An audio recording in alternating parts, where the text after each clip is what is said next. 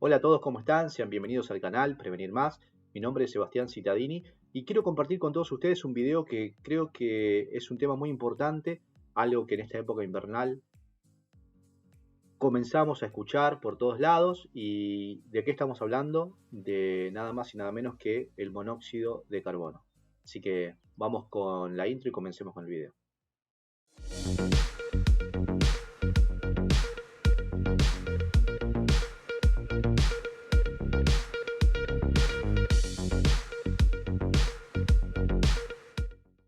Bien, como recién mencionábamos, el monóxido de carbono, hemos escuchado durante muchos años tragedias sobre las consecuencias de gente que ha sido intoxicada o que ha perdido la vida a consecuencia de la inhalación del monóxido de carbono. Es importante conocer el monóxido de carbono, cómo se produce, los síntomas, sí es importante. Pero algo creo que mucho más importante es conocer cómo se produce una llama. Creo que todos nosotros interpretamos alguna vez que con tener el gas natural o con el querosén o con el combustible que utilicemos para encender una estufa, un calentador, una hornalla de una cocina, un termotanque, pensamos que solamente con la llama y con el combustible, ya sea gas, ya sea un sólido, un líquido, un gaseoso, se enciende. O sea, y tenemos eso. Y nos estamos olvidando de algo muy importante, que es un tercer elemento, y es el oxígeno. Cuando hablamos de cómo se genera una llama, hay tres cosas. Una es el oxígeno, otra es el calor y otra es el combustible. Este combustible puede ser madera, papel, puede ser leña, tela, trigo, cuero, corcho, plástico, si hablamos de sólidos. Si hablamos de líquidos, el combustible que conocemos, nafta, querosén, alcohol, algún solvente. Si hablamos de gas, hablamos del gas natural de nuestra línea de red, hablamos del gas natural, del gas envasado, perdón, propano, butano. Entonces, esos son los combustibles cuando hablamos del conocido triángulo de fuego. Pero hablar con propiedad sería hablar del tetraedro de fuego y la reacción en cadena como un cuarto componente. Pero para nuestro ejemplo práctico y entender cómo tenemos esa llama en una estufa de tiro balanceado, ejemplo, o del termotanque en un piloto, es básico conocer solamente el triángulo de fuego con estos tres componentes: el oxígeno, el combustible y el calor. Cuando hablamos del calor, o sea, ya tengo el combustible por un lado, ya sea tela, y tengo oxígeno por el otro, el ambiente, me falta el calor. O sea, ¿yo cómo hago para que esto encienda? Y puede ser con una llama, puede ser con una chispa que se haya generado, con un cortocircuito, con una superficie caliente, el contacto directo con una superficie caliente o la aproximación a una superficie caliente, la compresión de unos gases. O sea, hay muchas formas que puede haber para que se pueda producir esta llama. Existen varias maneras. Entonces, nosotros sabemos que si suprimimos alguna de esas tres, vamos a evitar que esta llama se genere. ¿Con esto qué quiero decir? Si ustedes evitan que en el ambiente haya oxígeno, el fuego, por más que tenga la llama y por más que tenga el combustible, en este caso el gas natural, no se va a generar la llama. O sea, vamos a evitar que se genere esta pequeña llama. Por eso es importante saber que si suprimimos alguno de estos tres, vamos a evitar un posible incendio. Ya mencionado esto, entendimos básicamente lo que es cómo se inicia, o sea, una llama.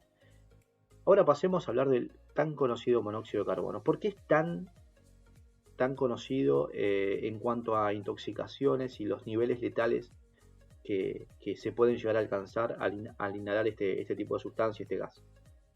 Porque primero es conocido como un asesino silencioso, debido a que no lo podemos percibir por medio de nuestros sentidos. O sea, no lo podemos oler porque no tiene olor, no tiene sabor, no tiene color, o sea, no lo podemos ver. Y no es un irritante como quizás estar frente a una parrilla prendiendo el fuego para el asado y ese humo nos hace lagrimear, nos irrita. Bueno, en este caso el monóxido de carbono no hace esto, no genera esto en la persona. Entonces, muchas veces las personas sufren intoxicaciones por el monóxido de carbono o hasta llegan a sufrir la muerte debido a que no se dan cuenta que estuvieron expuestos a esto. Bien, Cuando hablamos del monóxido de carbono, creo que lo primero que debemos saber es identificar cuál es el equipo que nosotros tenemos instalado en nuestros hogares, en nuestros ambientes, poder conocer esos riesgos y tomar las medidas preventivas necesarias. Por eso me gustaría plantear, primero, cómo calefaccionamos nuestro hogar, cuáles son los riesgos de ese equipo. ¿Es el adecuado para el ambiente donde está instalado? ¿Hemos presentado algún tipo de síntoma por intoxicación de monóxido de carbono y no sabíamos que eso era un síntoma de intoxicación? ¿Y cuáles serían las medidas preventivas que nosotros podemos aplicar para evitar la intoxicación con monóxido de carbono? Por eso, cuando hablamos de calefacción en nuestros hogares, acá hay algunos ejemplos que, si podemos ver, muchos ya los hemos visto, quizás alguno de estos es lo que utilizamos hoy en día. Tenemos los hogares, los tan conocidos hogares a leña, con las salidas al exterior. Tenemos los hogares artificiales, los cuales no tienen ningún tipo de salida ni entrada al exterior, o sea que toman todo el oxígeno del interior del ambiente y liberan los gases al interior del ambiente. Estos consisten en que en pantallas catalíticas suministradas por gas de red o de gas envasado, el cual arriba tienen ladrillos refractarios para una mejor concentración y disipación de calor. Es exactamente lo mismo que esto con ladrillos refractarios arriba. Acá tenemos las tan conocidas y también utilizadas hoy en día estufas a querosén, los calentadores, los viejos calentadores a querosén, las garrafas de camping. Estos son equipos más modernos, son también conocidos como dragones. Estos dragones lo que realizan, tienen abajo, esto es todo tanque de combustible, tienen su cámara de combustión interna y una especie de ventilador que inyecta aire a presión. Tenemos los braseros, este es un brasero bastante moderno, hay braseros mucho más modestos, más sencillos que este, pero que son utilizados tanto para lo que era calentar comidas como para calefaccionar ambientes. Esto es creo que es el artefacto más conocido y utilizado en los hogares, la estufa, las cuales pueden ser de tiro balanceado o de cámara abierta. A veces a simple vista cuesta identificar cuál es una y cuál es otra. Vamos a ver ahora los riesgos de cada una o cómo es la forma de trabajo para identificar a qué riesgo estamos expuestos. Las cocinas con hornos y hornallas y las salamandras con salidas al exterior. Cuando nosotros hablamos de los riesgos propios de cada equipo y lo interesante o lo importante que es conocer el equipo que tengo y los riesgos que ofrece, hablemos del primero, tiro balanceado. Estos son conocidos porque quizás cuando vamos caminando por las veredas o miramos un edificio o una casa, vemos que afuera hay una especie de sombrero metálico que se ve, que sale de la pared. Bueno, esos sombreros metálicos son los sombreros que protegen, ¿no?, la salida al exterior de las estufas instaladas. Estas de tiro balanceado tienen la particularidad de que ingresa el oxígeno desde el exterior, el aire desde el exterior, ingresa a la cámara de combustión del equipo, se realiza el proceso de combustión y se liberan al exterior nuevamente los gases de combustión. Si considero que este, a mi criterio, sería uno de los equipos más seguros dentro de los que hay, porque toma todo del exterior y arroja todo del exterior. Si bien es un equipo que consume más, tengan en cuenta que la mayoría del calor está saliendo para afuera, pero es muchísimo más seguro que otros equipos que vamos a ver ahora a continuación. Vemos que esto sería el ambiente, ingresa el aire del ambiente, toca la superficie cálida de la cámara de combustión y sale. No hay un contacto o el aire del ambiente forma parte de la cámara de combustión, no, porque la cámara de combustión es una cámara de combustión cerrada. Así que este es uno de los equipos más, quizás más aconsejado también por los instaladores matriculados que conocen mucho este tema.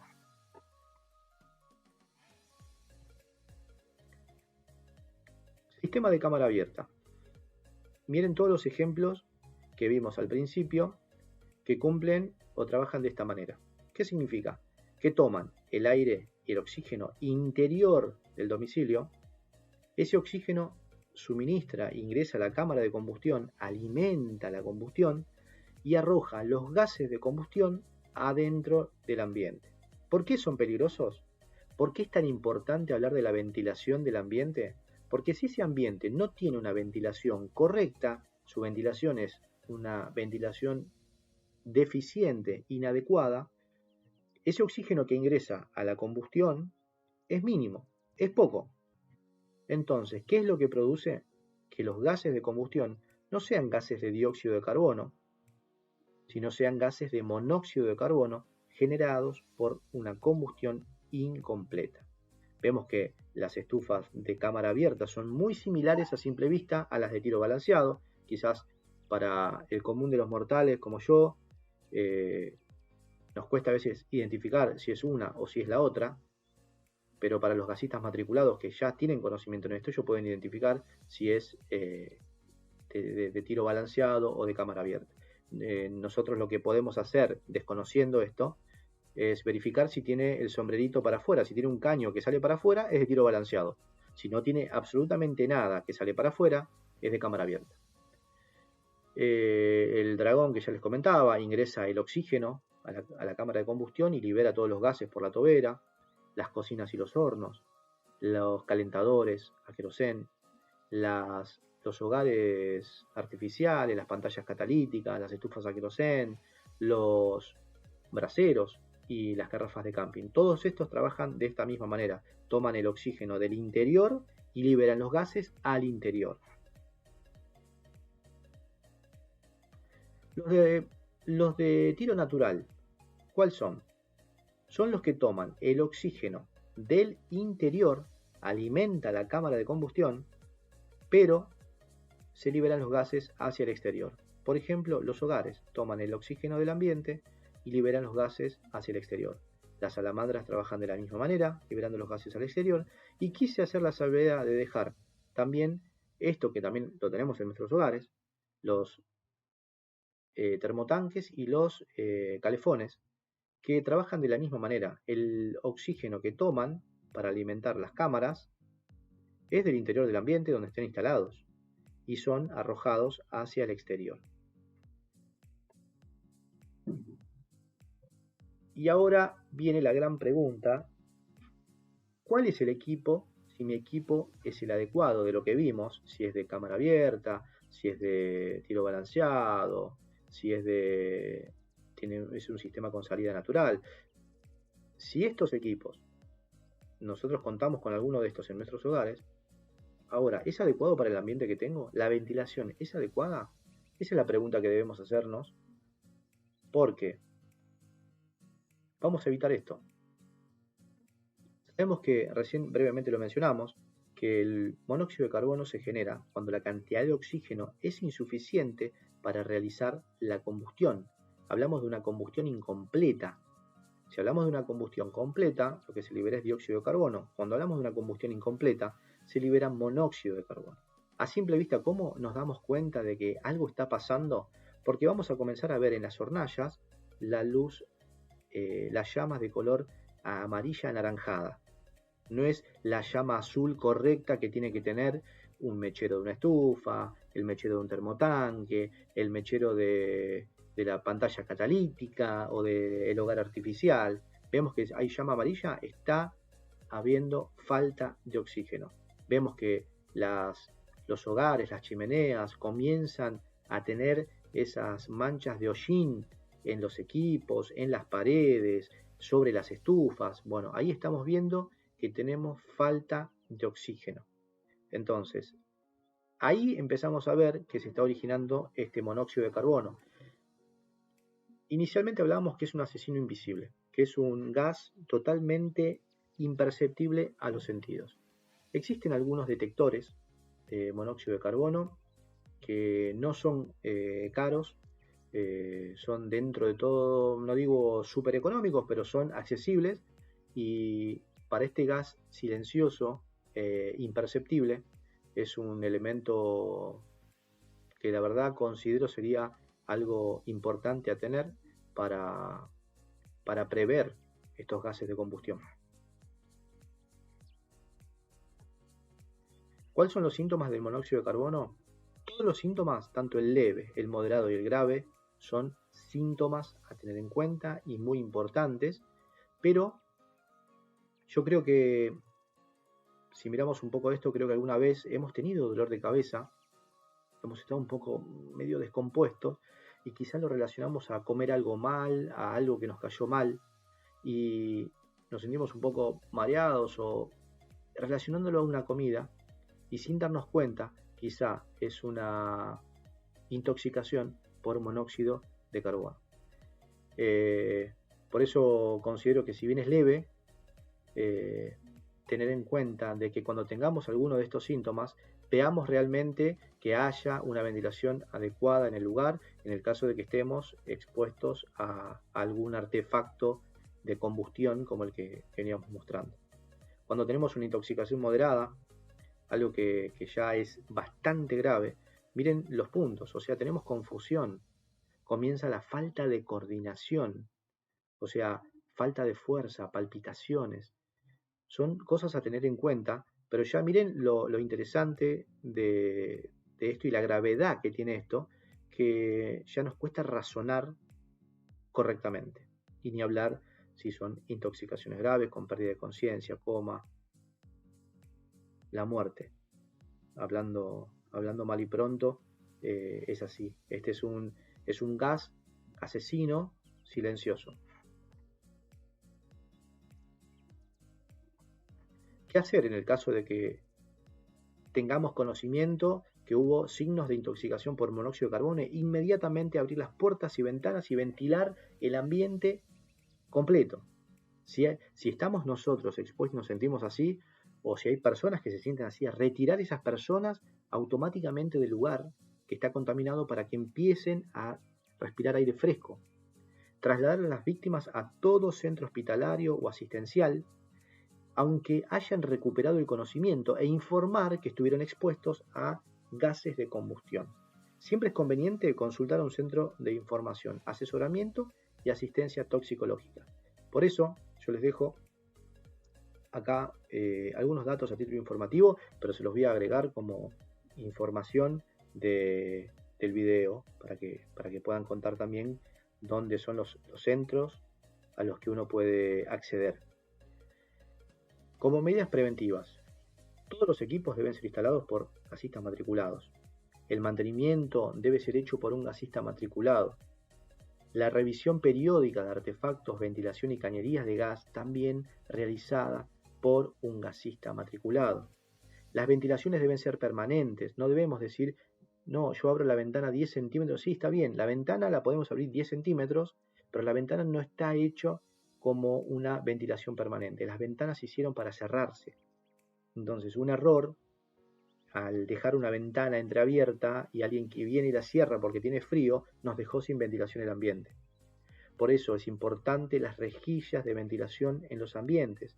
Los gasistas matriculados tienen el conocimiento para decir, en este ambiente va esta rejilla y esta cantidad de rejillas.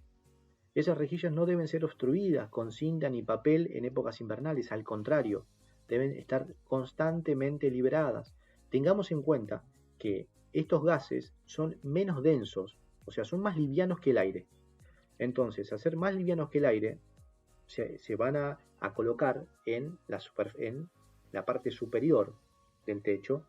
Entonces, la instalación de estas rejillas de forma adecuada y liberadas es la que permite que estos gases sean liberados al exterior. Los conductos de evacuación, gases y chimeneas no deben estar obstruidos ni desconectados. Si bien dependemos de un gasista matriculado para que lo verifique, nosotros podemos hacerlo de forma esporádica, periódica, una pequeña revisión visual, a ver si se ve algo suelto, si se ve algo que esté desconectado o algo que esté obstruido. Tengan en cuenta que todas las chimeneas y conductos que se usan para lo que es la evacuación de gases y liberación de gases, en épocas que no son invernales, son los ambientes más propicios para que los pájaros hagan nidos. Instalar equipos aprobados por Enargas. ¿Por qué?